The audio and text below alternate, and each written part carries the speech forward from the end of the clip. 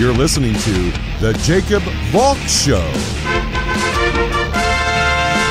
He's breaking down the latest and greatest in sports as only he can. Follow him on Twitter at RealJacobValk. Here he is, Jacob Valk.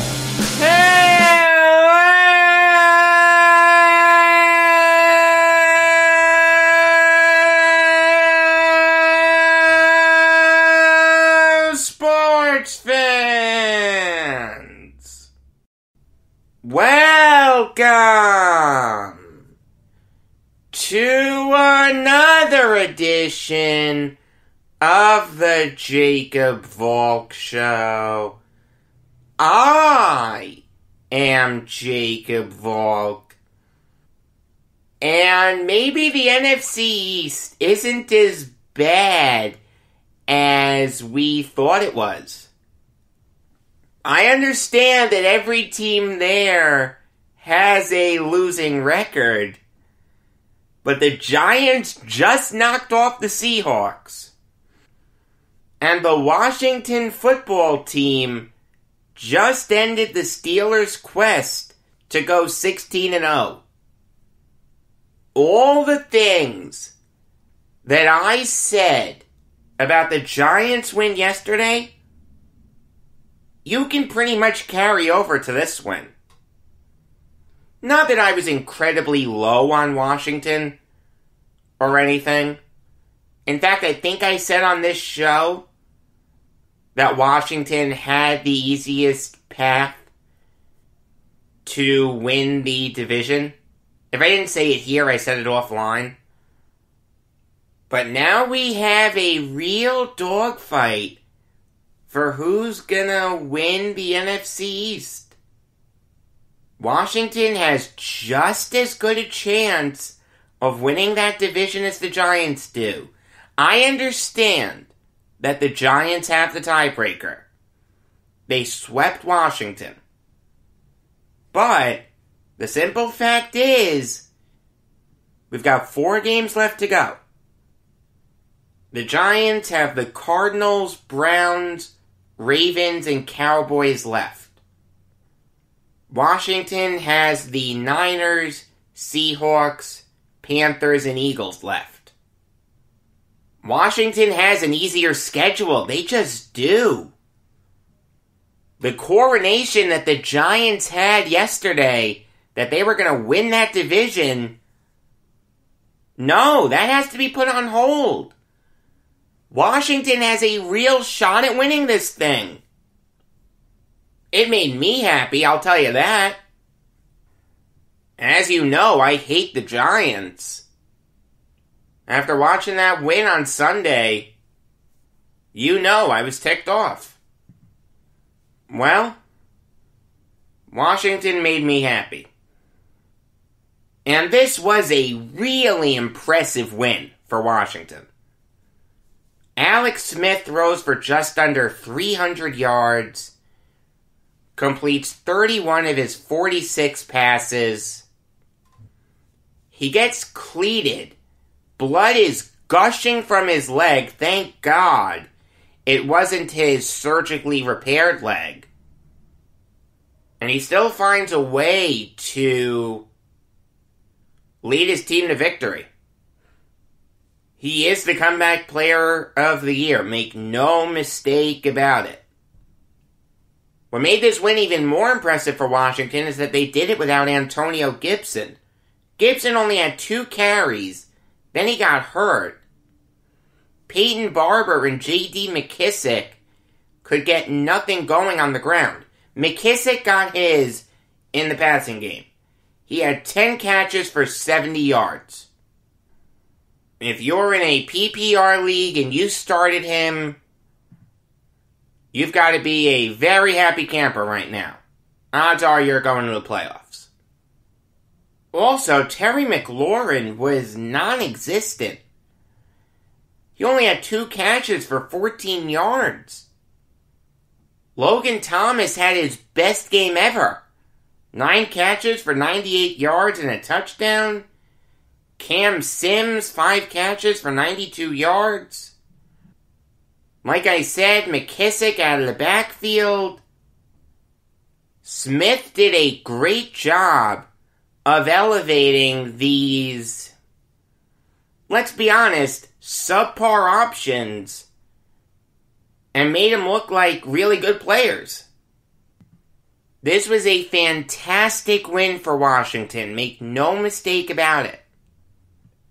You want to tell me that the Giants have a 51% chance of winning that division since they have the tiebreaker?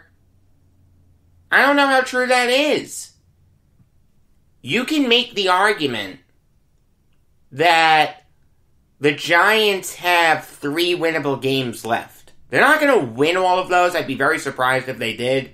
Anything's possible, but I'd be very surprised if they did. Washington has 3, maybe 4 winnable games left. They've got the Niners on Sunday, who did not impress me at all yesterday. Then they have the Seahawks. If the Giants can beat the Seahawks, Washington can beat the Seahawks. Then they have the Panthers, easy win. And then the Eagles, easy win. It's a dogfight for the NFC East. The Giants do control their own destiny in a sense.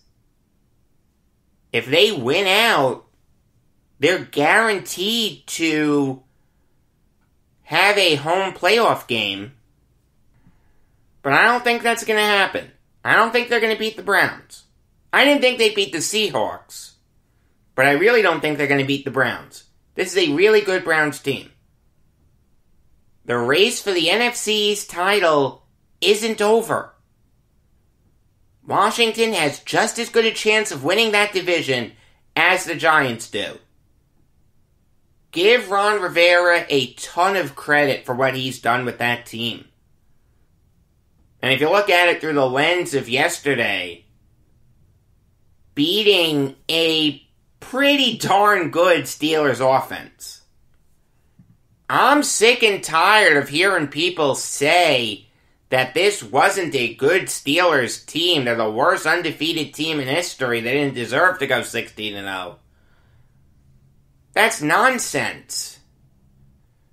They still won those games. You can't take that away from them. There were people that were writing off all 11 of their wins. Oh my God, it was against the Giants. The referees helped them win against the Ravens. They beat the Cowboys. They beat the Jaguars. They're still winning those games. If they're that bad, they would have lost those games. I understand that their win over the Ravens wasn't very impressive. And obviously they lost to Washington. And now they're no longer the best team in football. That is the Chiefs. You can say that now. But you've got to tip your hat to the Steelers. They still went undefeated through 11 games. That takes talent. One thing that was glaringly obvious is that they missed James Conner. Anthony McFarland didn't impress me at all. Benny Snell was dreadful. Jalen Samuels is just a pass-catching back. The Steelers need to get James Conner back. If they don't, they're in trouble. I mean, give Roethlisberger credit. He threw for over 300 yards. He had 2 touchdowns. He also threw an interception, but I liked how Roethlisberger spread his targets around. 8 different Steelers had catches yesterday. Washington didn't know who to key in on. That's the thing with this Steelers team. If you're going to make it your mission to take a guy like Smith-Schuster out of the game, they have Claypool. If you take Claypool out of the game, they have Deontay Johnson. If you take Deontay Johnson out of the game, they have James Washington. You don't know who to key in on as a defensive coordinator. I mean, make no mistake about it, the Steelers had a real chance to win this thing, but Mike Tomlin made a really bad decision. 4th and 1 at the Washington 28. It's tied at 17 at this point. It's a 45-yard field goal for Matthew Wright.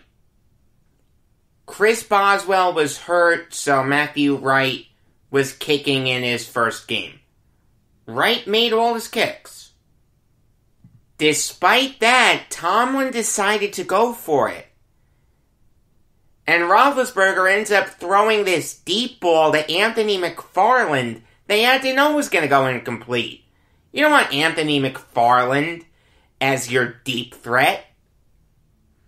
McFarland's 5'9", 198 pounds. That's not going to end well. You've got to do something better than that. A simple out route, a short curl, a pick play, whatever. You can't have Ben Roethlisberger throw a deep ball to Anthony McFarland. In that case, just kick the field goal. Take the lead. I mean, I don't mind going for it in that situation. I see it both ways. I probably would have gone for it if I was a head coach. But having said that, take the lead and trust your defense. Use your noodle. You don't want Alex Smith throwing 46 passes. Washington got the win, obviously, but usually that's not gonna end well if you have Smith throw that many passes. Instead, it was this crazy deep ball. Of course it was gonna go incomplete. Washington took over, drove down the field, and they kicked the eventual game-winning field goal. Roethlisberger threw an interception. Another field goal. End of the game. It's kind of amazing. You have two choices. You either run a pass play to one of your big guns. A guy like Smith-Schuster, Claypool, Johnson, Washington, or Ebron. Any one of those 5 guys I could have lived with. It had to be a pass, because the Steelers couldn't run the ball yesterday to save their lives. Like I said, they missed James Conner. Or, you kick the field goal, take the lead, and trust your defense to get a stop. We have no idea what would have happened if the Steelers had kicked off with a 20-17 lead. I'm not saying it's a guarantee that Wright would have hit that field goal, but if you don't trust him to make a 45-yard field goal, find another kicker. It's a 45-yarder, not a 55-yarder. I think he would have made it. I don't know for sure, but you've got to give him the chance. That certainly beats throwing a deep shot to Anthony McFarland. It was a dreadful play call, but a great win for Washington. They have just as good a shot of winning the NFC least as the Giants do.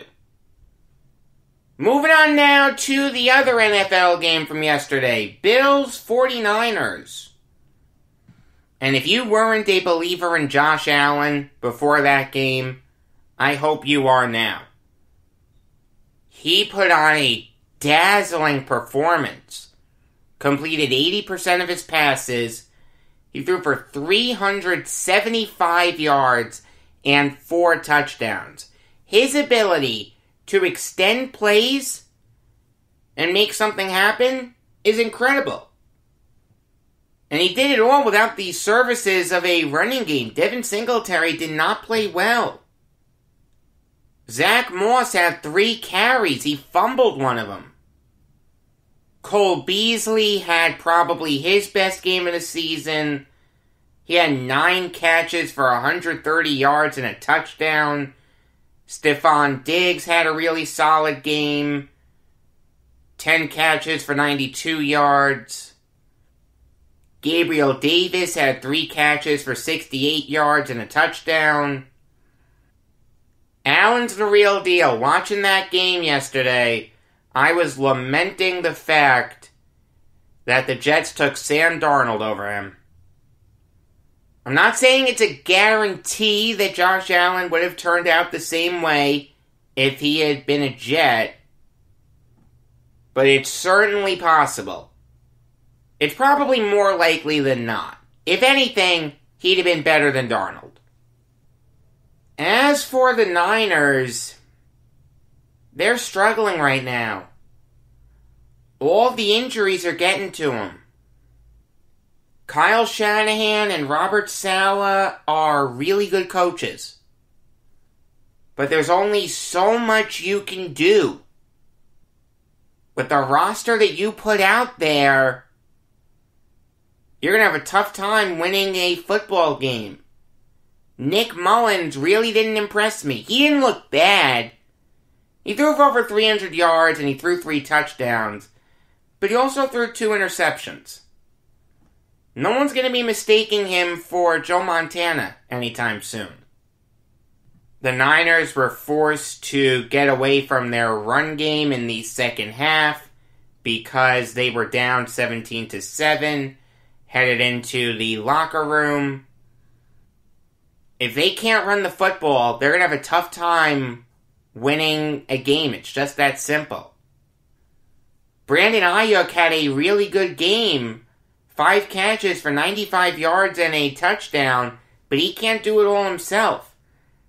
Deebo Samuel was invisible until the fourth quarter. Then Kyle Shanahan realized that, you know what? He has a solid wide receiver besides Brandon Ayuk. That was a bad job by Shanahan. I didn't like how he coached this game. Robert Saleh, there's really only so much you can do as a defensive coordinator when you're going up against this Bills offense. This is a really good Bills team. Make no mistake about it. As it stands right now, they'll face the Dolphins in the wildcard round. They'll beat the Dolphins. Easily. Really good win for the Bills. The Niners really don't have much to be upset about here. They just didn't have the roster to compete with Buffalo. They've got to get healthy and try it again next year. Alright, now it's time to preview tonight's NFL game, Cowboys-Ravens. Truthfully, there's not much I can say about this game. We know who these teams are. Andy Dalton has looked better since coming back from his bout with the coronavirus, but he's still not great. Ezekiel Elliott has had an underwhelming season. There are some calls to bench him for Tony Pollard.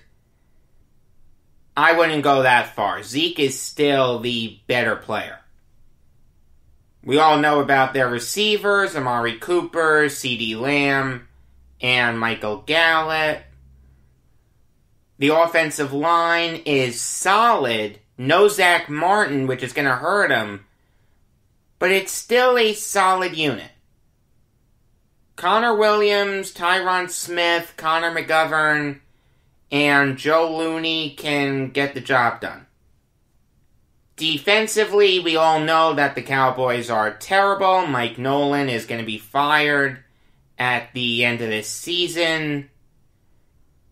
The Cowboys may have the worst defense in the NFL. It's either them, the Jets, or the Jaguars. you can make a solid case for all three of them. As for the Ravens, again, we know who they are. Stud quarterback being misused by a clueless offensive coordinator in Greg Roman. The Ravens do have a solid running game, but I'd like them to pick a lane. Are you going to roll with Ingram? Are you going to roll with Dobbins? Or are you going to roll with Edwards? This spitball running game doesn't work for me. Their pass catchers have been decimated by the coronavirus. No Mark Andrews and no Willie Snead. So it's going to be a lot of Marquise Brown. I like Marquise Brown. I like him a lot. But if you only have one really good pass catcher at your disposal, that's dicey. Their offensive line outside of Orlando Brown isn't anything special. Patrick McCarry is okay. He's not great. He's not terrible. Bradley Bozeman isn't that good. Matt Skura isn't having a good season. That can account for a lot of the Ravens' failures on offense. But still, it's more on Greg Roman. Defensively, the Ravens always have a good defense. Give Don Martindale a ton of credit for what he's done. He's going to get head coaching interviews. The thing is, though, this Ravens defense is a little banged up. Calais Campbell is questionable. Jimmy Smith is questionable. Jalen Ferguson is questionable. Chuck Clark is questionable. So even if they play, they're not going to be at 100%. I'll tell you, this is going to be an ugly game. I'm going to have a tough time getting into it. Ultimately, though, the Ravens are the better team. They have the better roster. I'm hesitant to pick against an NFC East team, because the last couple times I've done that, they've won. But the Cowboys aren't as good as the Giants. They're not as good as Washington. Give me the Ravens. Alright, now I'll give you some college basketball Valk talk. There are 3 great matchups tonight. They all feature 2 ranked teams. I'm going to have a much easier time watching those games than I am Cowboys-Ravens. The first game to talk about is Creighton, Kansas. Another great coaching job by Greg McDermott, one of the most underrated coaches in the nation. Creighton is a really balanced team. They can kill you on offense. They can kill you on defense. They have 6 guys that are averaging at least 10 points. 2 of them usually come off their bench. Needless to say, that makes them an incredibly tough team. A lot of college teams are top-heavy. They don't have great benches. Creighton does. Creighton has one of the best benches in the nation. I'll rattle through the 6 guys that have at least 10 points per game. Christian Bishop, Marcus Zagorowski, Antoine Jones, Ryan Kalkbrenner, Denzel Mahoney, and Damian Jefferson.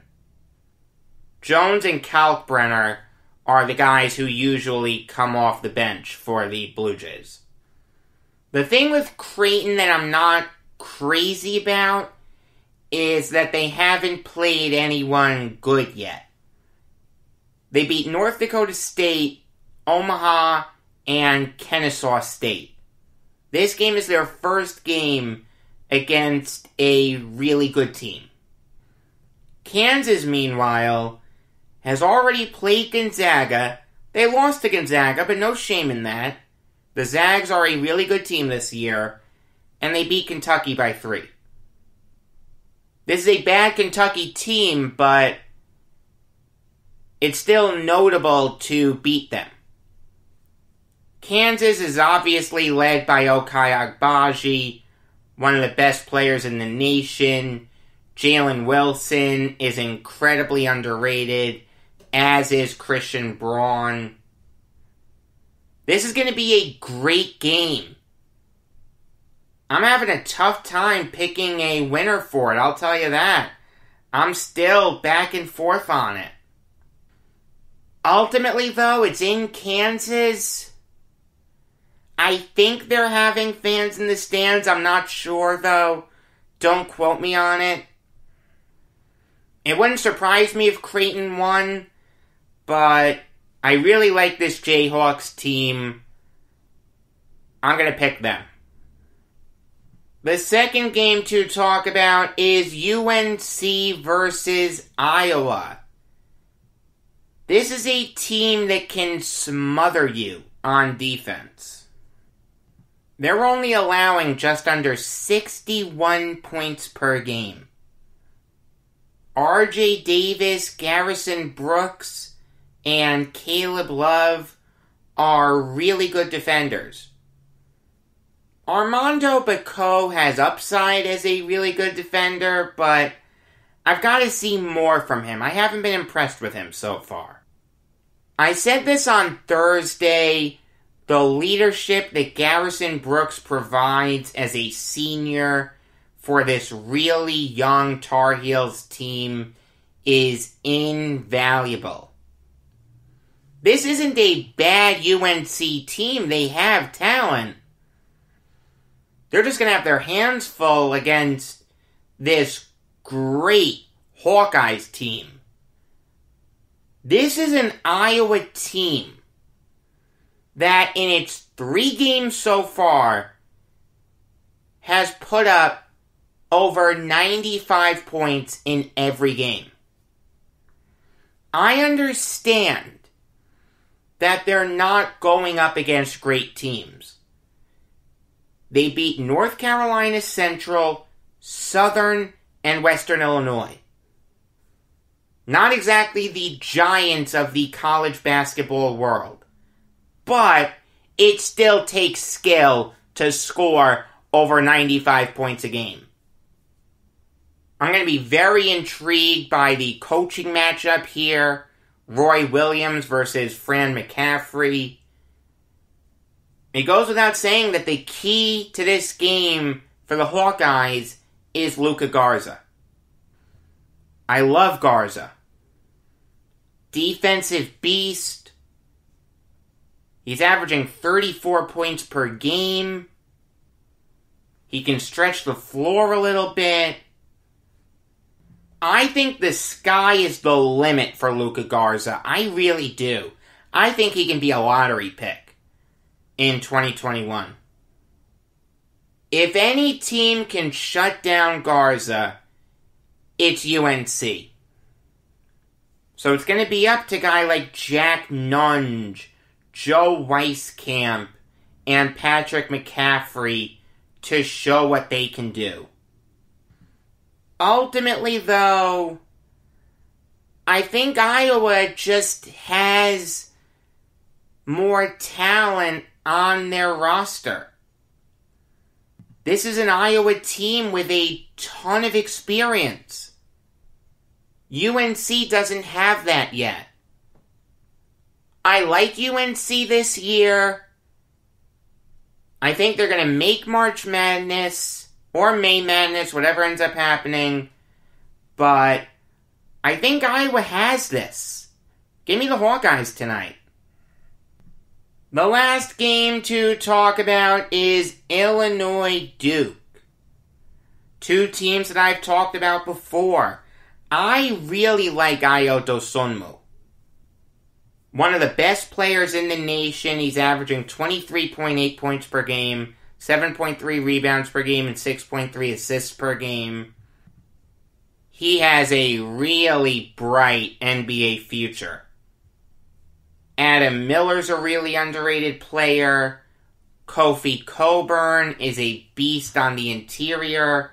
Andre Curbelo is a microwave off the bench. Brad Underwood is one of the most underrated coaches in the nation. Last year, Illinois would have made the big dance. And this year, they're definitely going to make the big dance. They are a really talented team.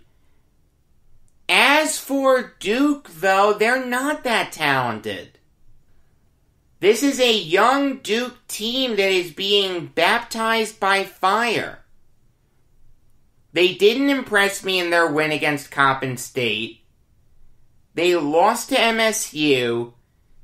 They beat Bellarmine. Congratulations.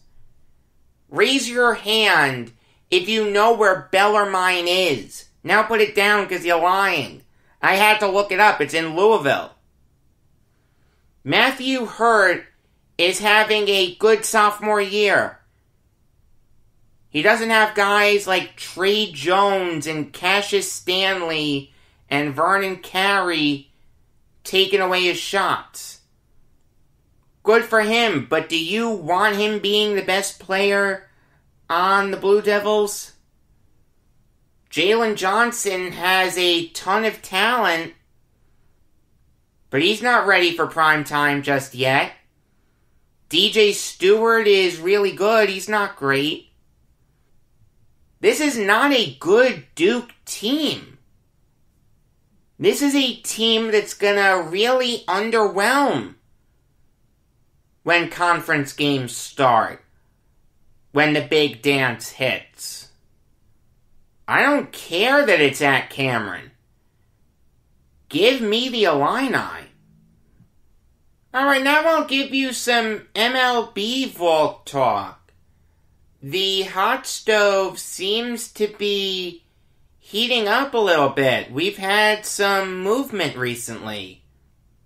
The first story that I want to talk about concerns a trade that broke while I was editing yesterday's show. And that is the Reds trading Raisel Iglesias to the Angels for Noah Ramirez and the proverbial player to be named later. Iglesias is a really talented closer. This is a guy who before last year had back-to-back 30-save seasons. And in 2017, he had 28 saves. He's a very solid closer. Not great. The Reds wanted him to be Aroldis Chapman 2.0. He's not that. But he's very, very good. And this is an Angels team that could stand to add bullpen help. Last year, Ty Buttrey was their primary closer. He only had 5 saves. He had a 5.81 ERA. If you're the Angels, you don't want guys like Mike Myers and Felix Pena closing.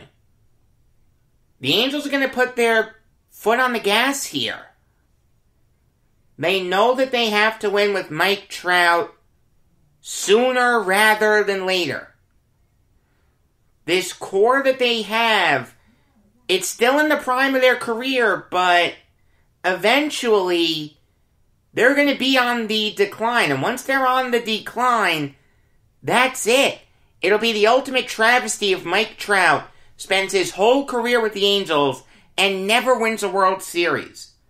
You don't want him mentioned in the same breath as guys like Ted Williams and Barry Bonds. While Ramirez is a solid reliever, Iglesias is a million times better than him. Ramirez isn't a closer. In fact, he probably wouldn't have even been a setup guy for the Angels. He's a good middle reliever. There's a role for him in the majors. But if the Reds are going to have him closing, they're in trouble. I mean, the Reds are in trouble anyway because they are jettisoning payroll like crazy. They let Archie Bradley go. There are rumors that they may trade Sonny Gray. Obviously, they're not going to bring back Trevor Bauer. This is a Reds team that just 18 months ago was making a legitimate push for relevancy. They made the big trade for Bauer. No one saw that coming. Then the pandemic hit, and that's it. The Reds had to cut payroll. It stinks if you're a Reds fan, but that's the nature of the beast. The Angels easily win this trade, and it wouldn't surprise me if the Reds made some more drastic cost-cutting measures.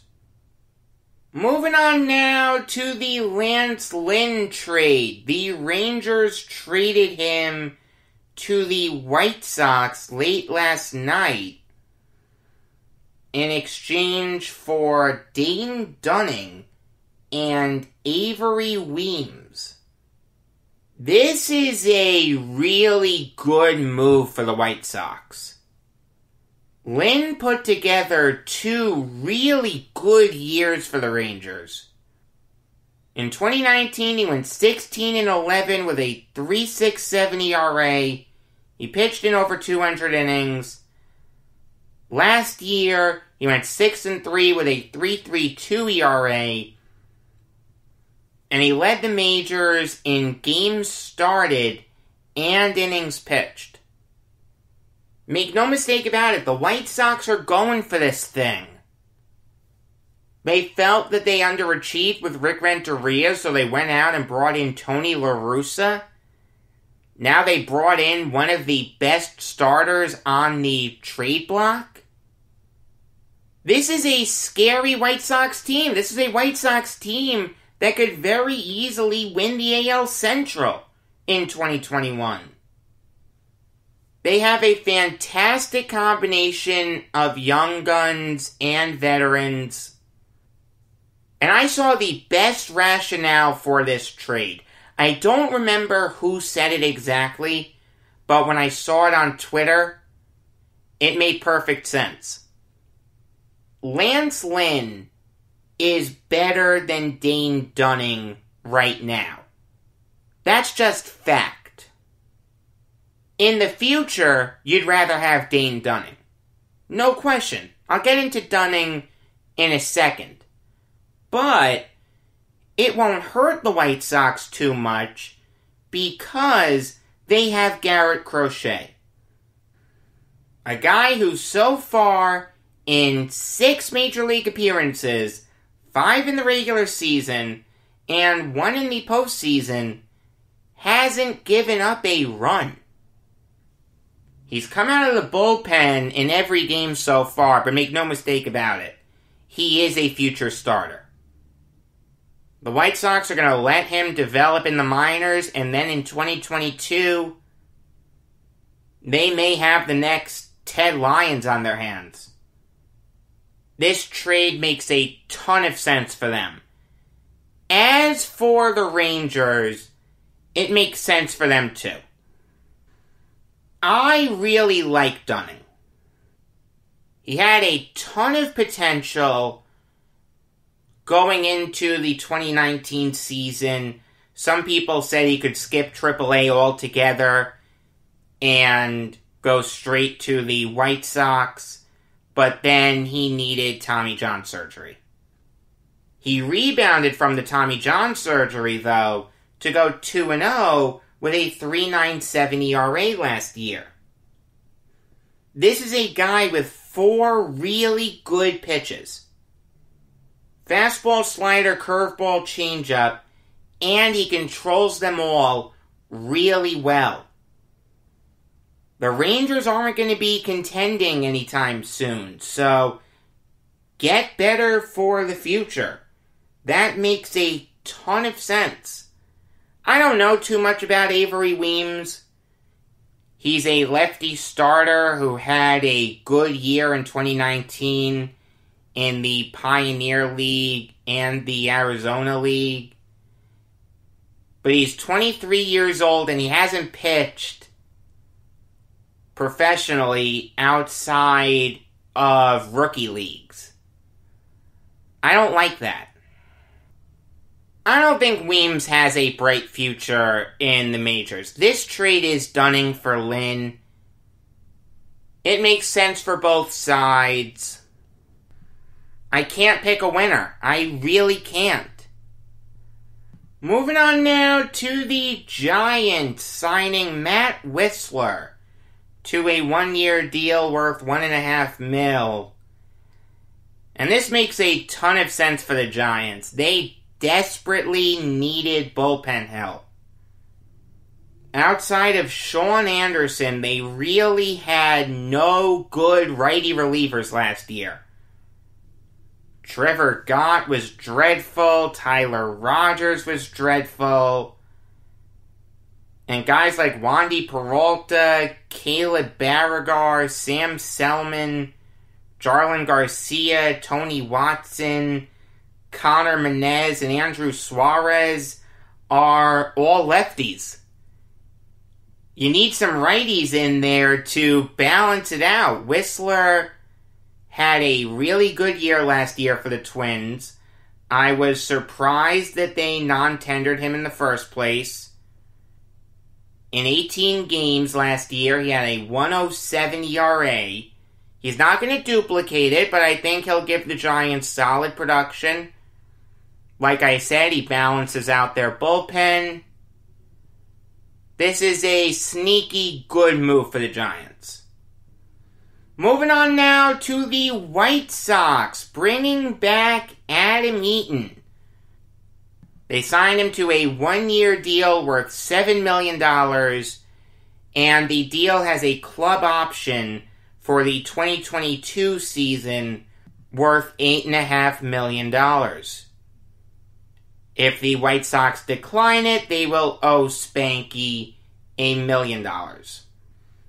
If you'll recall, Spanky, and yes, that is his real nickname, was a pretty darn good outfielder for the White Sox. From 2014 to 2016, he hit .290 for him with 29 homers and 150 RBIs. He was a contact hitter. He'd get on base a lot. And he did that for the Nationals too. The thing is, though, he got hurt a lot. In Eaton's first 3 seasons with the Nationals, he only played in 269 games. And if you'll recall, the Nationals gave up a ton to get him. 3 really good starters. Dane Dunning, ironically enough, Lucas Giolito, who's finally realizing his potential, and Reynaldo Lopez. It hasn't worked out for Lopez, but at the time he was viewed as a really good starting pitching prospect. Like I said, the White Sox are going to win the AL Central. Nomar Mazara was a free agent after the White Sox non-tendered him, so it makes perfect sense to replace him with Eaton. They're both coming off down seasons.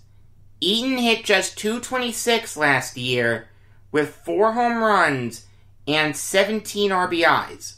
Mazara hit .228 with 1 home run and 15 RBIs. You can make the argument that Eaton's better than Mazara, and you can make the argument that Mazzara's better than Eaton. There is not a stark difference between the two. This is a really good move for the White Sox. Like I said, they're going to win the AL Central. There's no question about that in my mind. I do want to talk about a few deaths that happened in the sports world yesterday.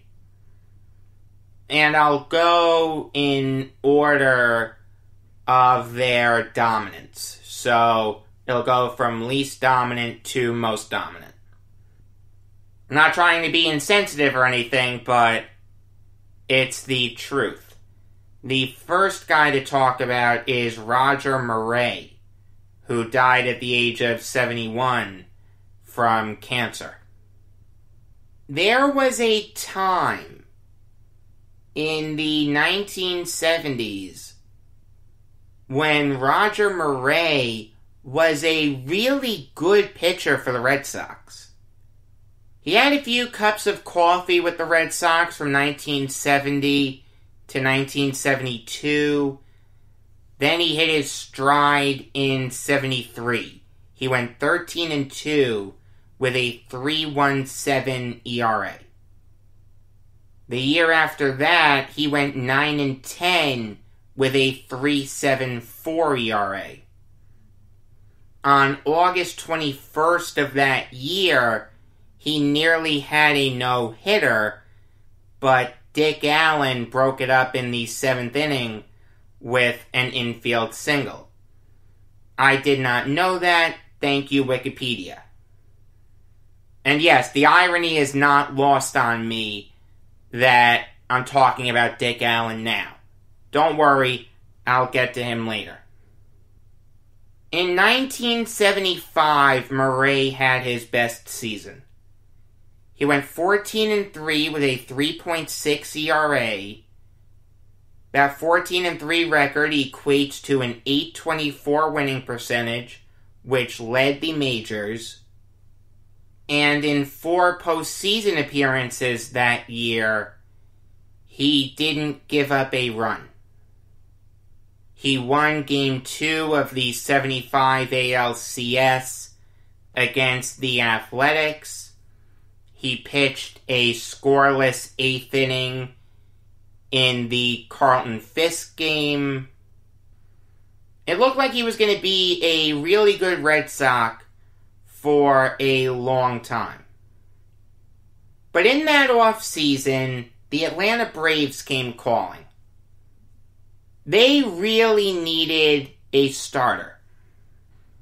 The Red Sox really needed a lefty reliever. So the Red Sox traded Moret to the Braves for Tom House.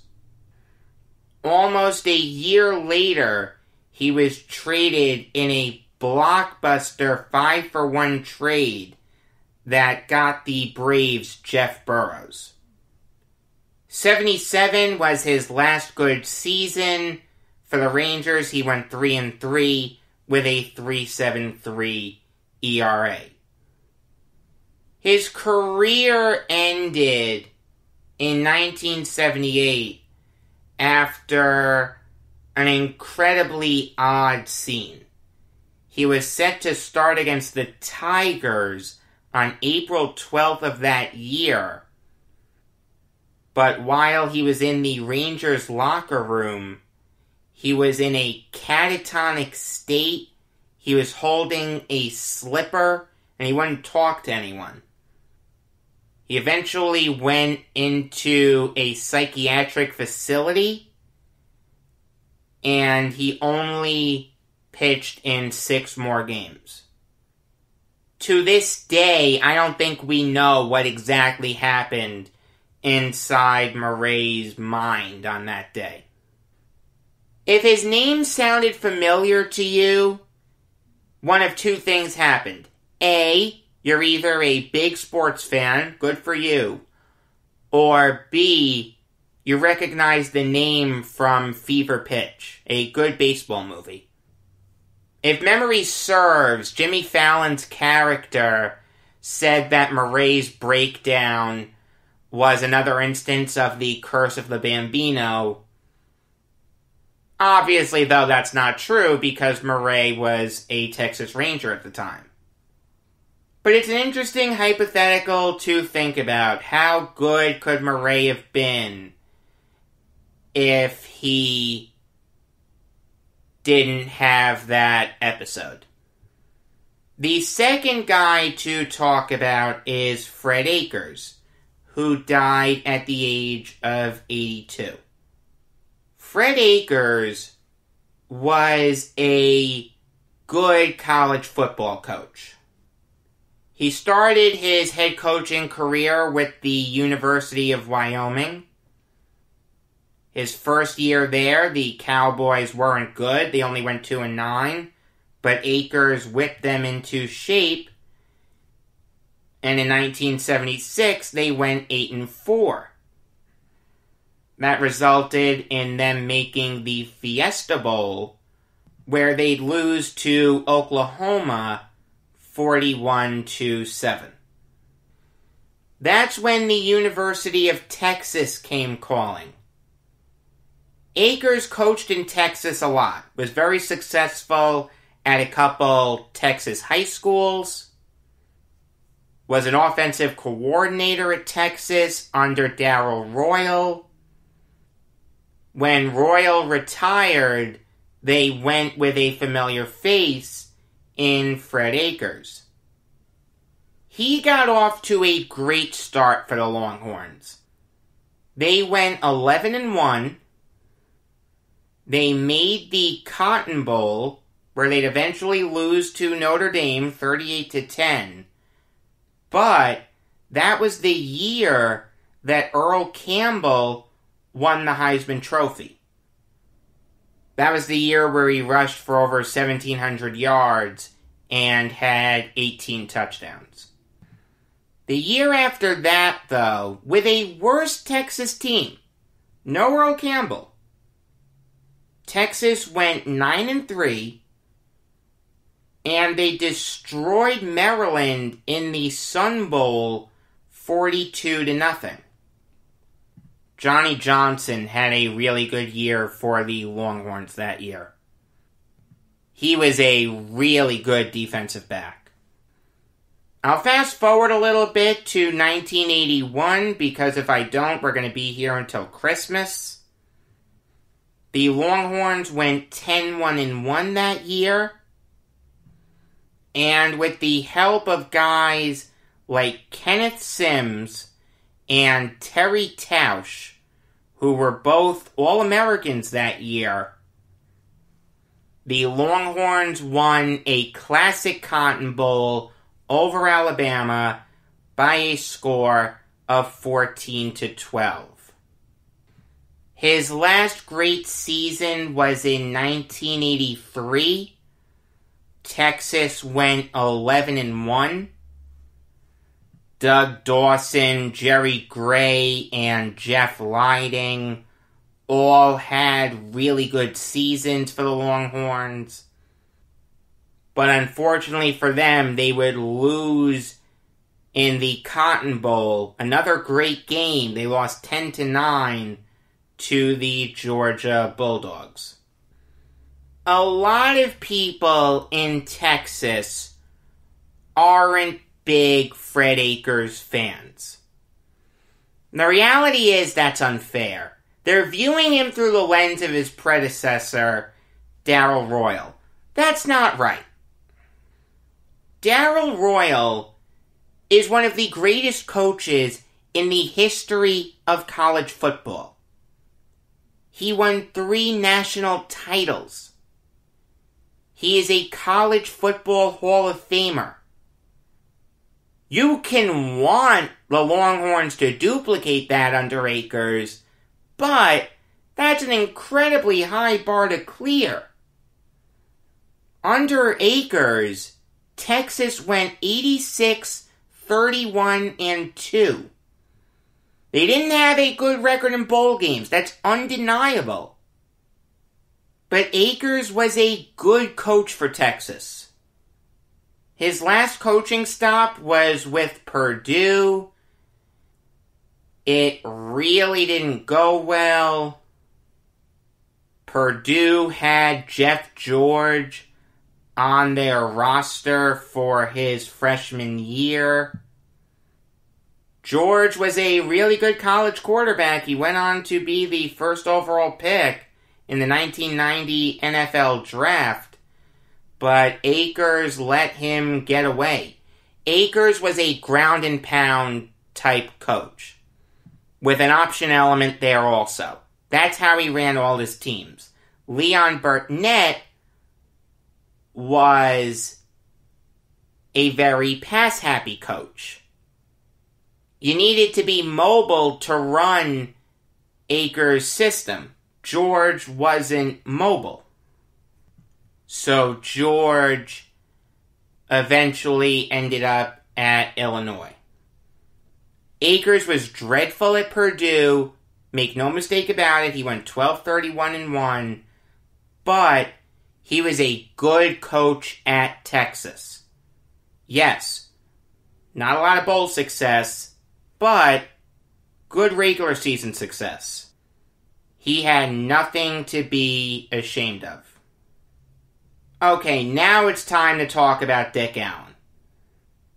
In a 10-year stretch, from the mid-60s to the mid-70s, Dick Allen was one of, if not the best slugger in all of baseball.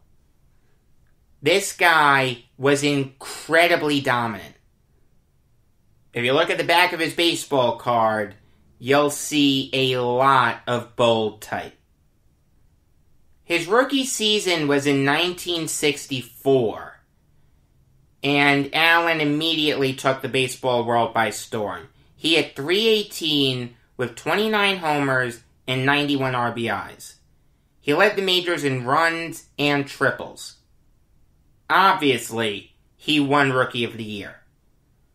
In 1965, Allen made the first of his 7 All-Star teams.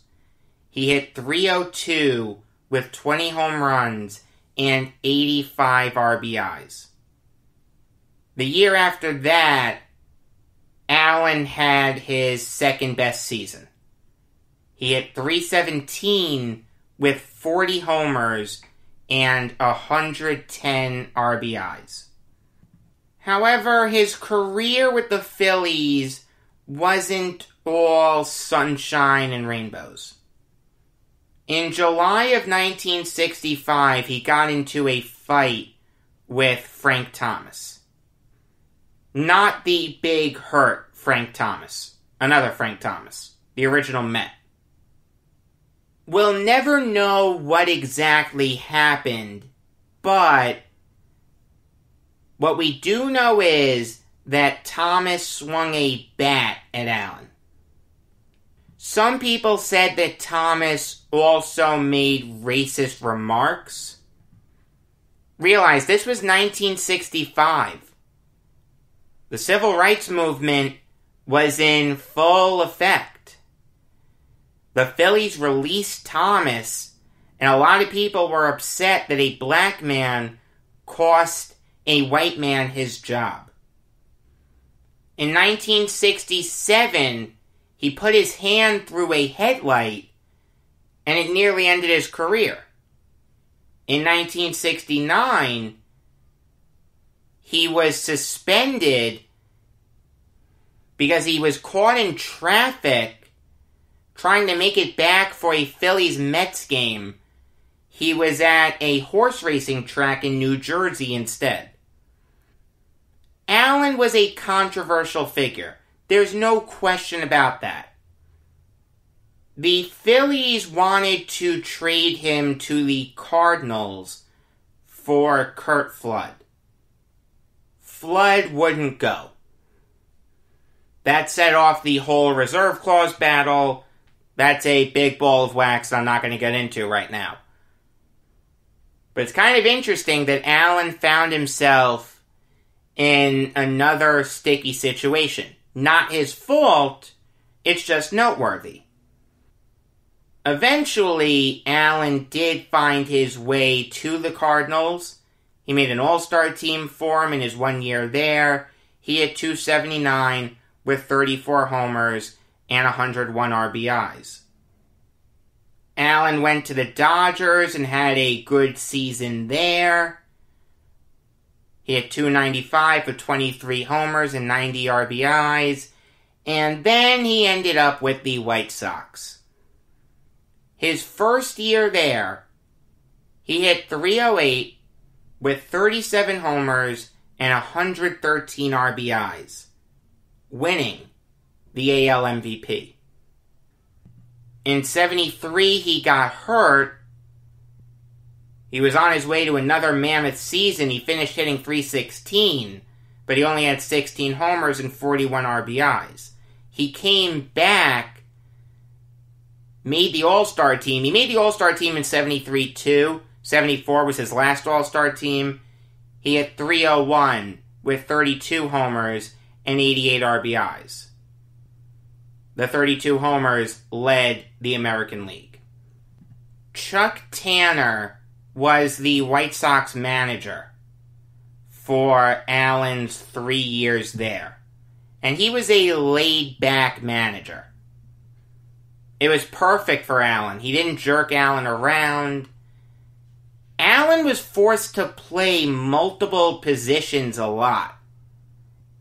Third base, left field, first base.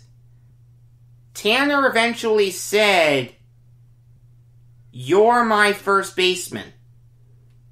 And that was basically all he played for the White Sox. A lot of people said that Dick Allen wasn't a good fielder. Well, yeah, he was playing a million positions. Anyone would suffer because of that. He hit mammoth home runs. I'm talking 450 to 500-foot bombs. If you were to see them in person, your jaw would hit the floor. There's a lot of controversy as to whether he should be in the Hall of Fame. The people who say he shouldn't be look at the fact that he only had 1,848 hits and 351 home runs. He also only played 15 seasons. And 3 of those, 63, 76, and 77, he was really a non-factor. So if you want to say he only played in 12 seasons, you can. Other people said that he was a locker room cancer. Like I said, had a bunch of infuriating moments. Now, a lot of people have come out and have said that's not true.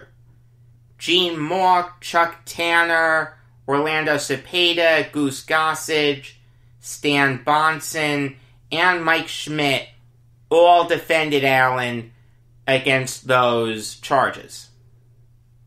But again, it's out there. I personally think he should be in the Hall of Fame. I'm not usually crazy about the dominance argument, but from 1964 to 1974, you'd be hard-pressed to find a better slugger than Dick Allen.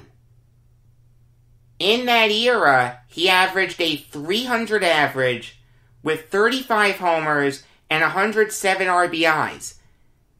This is when pitching was at its best, with guys like Juan Marichal, Bob Gibson, the end of Whitey Ford, Tom Seaver, Denny McLain, Mickey Lolich, Steve Carlton, Rick Wise. I can keep going. Jim Bunning and Chris Short also. Dick Allen dominated in an era where very few hitters did. He has an MVP. He has 7 All-Star Game appearances.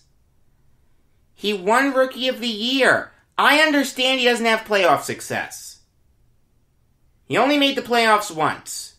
In 1976, where the Phillies were swept by the Reds in the NLCS. Allen did nothing. I get that. And he wasn't great defensively. No question. Even when you look at just his first base defensive statistics, a .989 fielding percentage isn't great. But the dominance is so apparent. The bold type is so glaring that I have to put Dick Allen in the Hall of Fame. Next year, the Golden Days Committee will vote on his candidacy. I hope he gets in. Allen died yesterday at the age of 78. I hope that all three men, Moret, Akers, and Allen, rest in peace. Until tomorrow, I am Jacob Valk saying that I've had many years that I wasn't successful as a ball player, as it was a game of skill.